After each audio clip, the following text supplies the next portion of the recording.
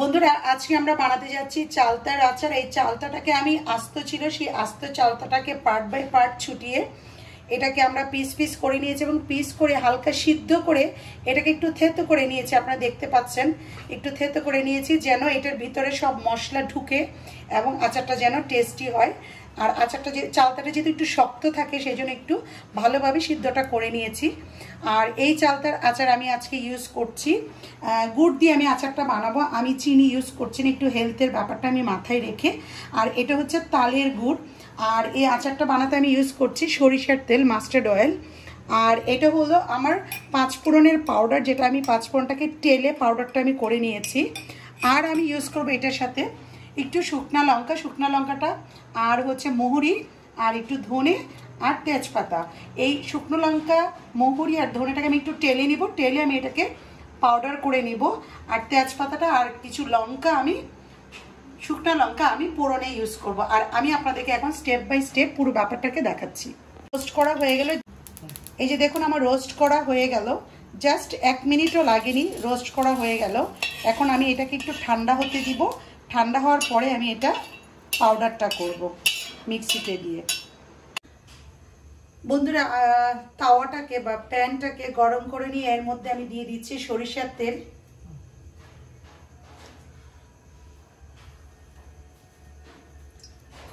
আমি মোটামুটি ধরুন 100 গ্রামের মতো সরিষার তেল আমি ইউজ করছি এই পুরো আচারটা বানাতে। আমি বেসিক্যালি এখানে 3টা চালতা নিয়েছি, মোটামুটি বড় সাইজেরই 3টা চালতা নিয়েছি আচারটা বানানোর জন্য। আর যখন এই তেলটা গরম হয়ে যাবে, এই গরম তেলটার মধ্যে আমি দিয়ে দিব তেজপাতা আর দিয়ে দিব 3টে শুকনো লঙ্কা। আমি অ্যাকচুয়ালি আজকে শুকনো লঙ্কাটা বেশি ইউজ করছি কারণ আমি এই আচারটা এটা আমি ঝাল টক মিষ্টি আচার বানাচ্ছি সেজন্য। তেলটা গরম হয়ে গেছে, এবার তেজপাতাটা দিয়ে দিচ্ছি, গরম হয়ে গেছে। লঙ্কাটাও দিয়ে দিচ্ছি, এবার একটু নেড়ে চেড়ে নিচ্ছি।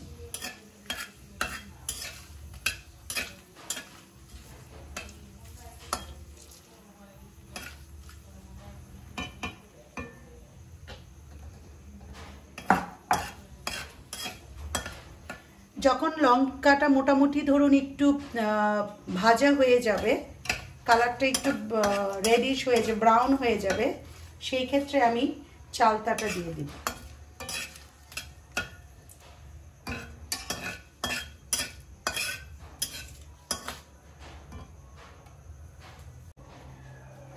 মোটামুটি তেজপাতা এবং লঙ্কাটা কিন্তু ভালো ভাজা হয়ে গেছে। আর আমি এখন আস্তে আস্তে করে আমি চালতাটাকে এটাকে দিয়ে দিচ্ছি।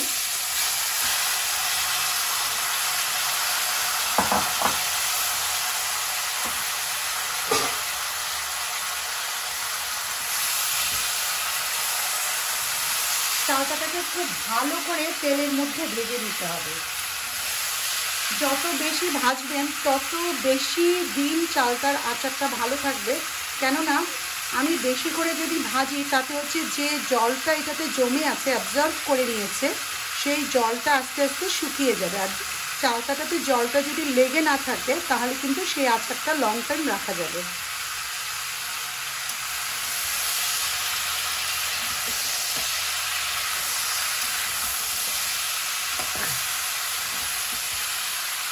চালতার আচার অ্যাকচুয়ালি পছন্দ করে না যারা একটু বিশেষ করে আচার খেতে ভালোবাসেন। আর বাঙালি মানেই আচার পছন্দ করেন, বিশেষ করে যখন একটু রিচ ফুড খায় মাংস, তখন সেটার সাথে আচার খেতে তারা খুব ভালোবাসে। তাছাড়া অনেকে মুড়ি দিয়েও মুড়ির সাথেও আচার খায়। তো বাঙালি মানেই হচ্ছে তারা আচার পছন্দ করে। বিভিন্ন রকমের আচার হয়, জলপাইয়ের আচার, আমড়ার আচার, চালতার আচার, কুলের আচার, অনেক, ইভেন কাশ্মীরি লঙ্কার আচার, রসুনের আচার। আমি আপনাদের সাথে শেয়ার করব ধাপে ধাপে অনেক রকমের আচার আমিও বানাতে পারি। তো আজকে আমি আপনাদের সাথে শেয়ার করছি এই চালতার আচারটা। একটু পরপর নেড়ে দিতে হবে, কেননা এটা নিচে দিয়ে লেগে যেতে পারে। আর সেই আচারটা বানানোর জন্য না কাছে দাঁড়িয়ে থেকে বানাতে হবে, কারণ আচারটাকে কড়াইয়ে রেখে দূরে যাওয়া যাবে না, কারণ একটু পরপর নেড়ে ছেড়ে দিতে হবে।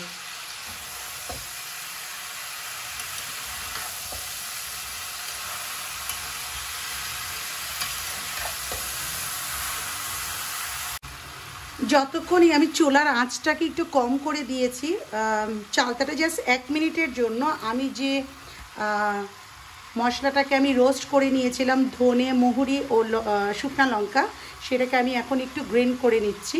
আর এর মধ্যে just it will take 1 minute গ্রিন করি, আবার আমি চালতাটাকে নেড়ে চেড়ে দিব। তো আমি গ্রিন করে নিচ্ছি।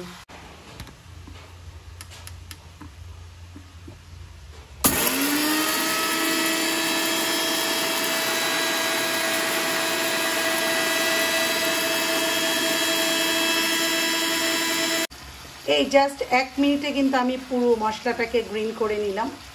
দারুণ একটা স্মেল আসছে, দারুণ স্মেল। বন্ধুরা, আপনাদেরকে যেটা বলছিলাম যে এটা কিন্তু বারবার আপনাদেরকে চালটাটা মানে কাছে দাঁড়িয়ে থেকে এটাকে নেড়ে চেড়ে দিতে হবে, তা না হলে কিন্তু এটা নিচে দিয়ে লেগে যাবে। আর এই এতটা দেখছেন না চালতাটা, আমি এখানে 3টে চালতা নিয়েছি। তো আস্তে আস্তে আমি যতক্ষণ ভাজতে থাকবো এটা কিন্তু আস্তে আস্তে কমতে থাকবে, কারণ আস্তে আস্তে এটার ভিতরে যে ওয়াটারটা আছে সেই ওয়াটারটা ড্রাই হয়ে যাবে যখন, তখন এটা অনেকটা মানে চুপসে যাবে।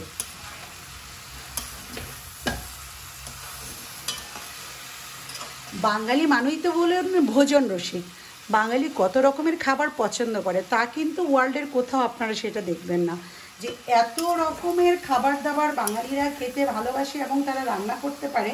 আমি খুব বেশি রান্না করতে পারি না, তবে যারা যেটা পারেন তাদের কাছ থেকে সেটা শিখে নিয়ে করার চেষ্টা করি। আমি রান্নাটা কিন্তু খুব রেগুলার রান্না করা খুব কিন্তু ভালোবেসে রান্না করি না, তবে মাঝে মধ্যে মজার মজার আইটেমগুলো আমি খুব ভালোবেসে রান্না করি, কারণ 3 বেলা 4 বেলা রেগুলার রান্না করা এটা আমার জন্য অনেক কষ্ট দেয়।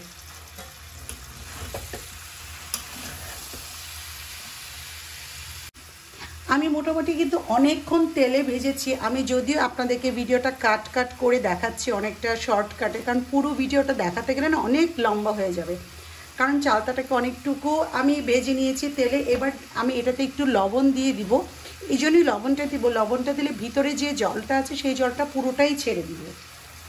তো লবণ আমি খুব বেশি পরিমাণ দিব না, যেহেতু আমি এটাতে গুড় ব্যবহার করছি, তাই আমি অল্প 1 চামচ লবণ দিয়ে দিচ্ছি।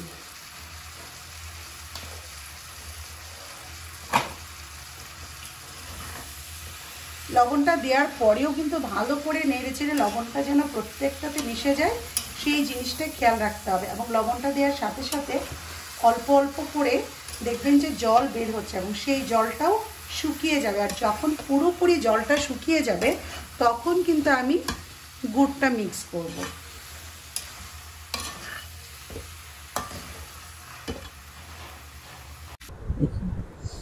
এই পর্যায়ে আমরা গুড়টা দিয়ে দিচ্ছি। তবে একটা জিনিস খেয়াল রাখতে হবে, যখন গুড়টা মিক্স করবেন তখন কিন্তু গুড় থেকে যে জলটা বের হবে সেই জলটাও কিন্তু আস্তে আস্তে নাড়া দিয়ে শুকিয়ে নিতে হবে।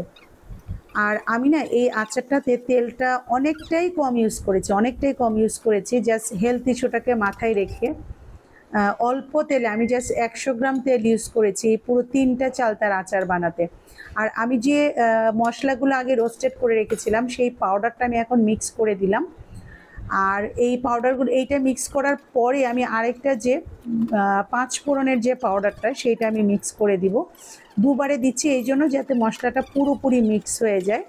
আপনারা চাইলে একবারেও দিতে পারেন, একবারে দিলেও মিক্স হয়ে যাবে। আর তেলটা যদি অনেকে বেশি খায় কোনো ইস্যু নেই, আপনারা বেশি তেলও ইউজ করতে পারেন, তবে অবশ্যই সরিষার তেল ইউজ করবেন, কারণ আচারে সরিষার তেলটা না দিলে কিন্তু আচারে পুরোপুরি টেস্টটা আসে না। তো আমি একটু চেখে দেখলাম, ভালোই হয়েছে, মানে এক্সিলেন্ট না হলেও সামথিং ইজ ভেরি গুড, খাওয়া যাবে অ্যাটলিস্ট। যেহেতু আমি আচার বানানোর স্পেশালিস্ট না, দেন ইভেন ট্রাই করলাম যেন চালতার আচার বানাতে। আমার লাইফে যদিও ফার্স্ট টাইম আমি চালতার আচার বানাতে যাচ্ছি, তো নট ব্যাড। সবচেয়ে বড় কথা আমার মেয়ে খেয়ে বললো ভালোই হয়েছে মোটামুটি। আর যেহেতু ও ভালো বলেছে mean something is better. I do appreciate যে আমার মেয়ে ভালো বলেছে মানে আমি একটু ভালো বানিয়েছি, ও কারণ অনেস্ট স্টেটমেন্ট দেয় সে। বন্ধুরা, আপনারা জানাবেন আমার এই আচার বানানোটা কেমন হলো। থ্যাংক ইউ, সবাই ভালো থাকবেন।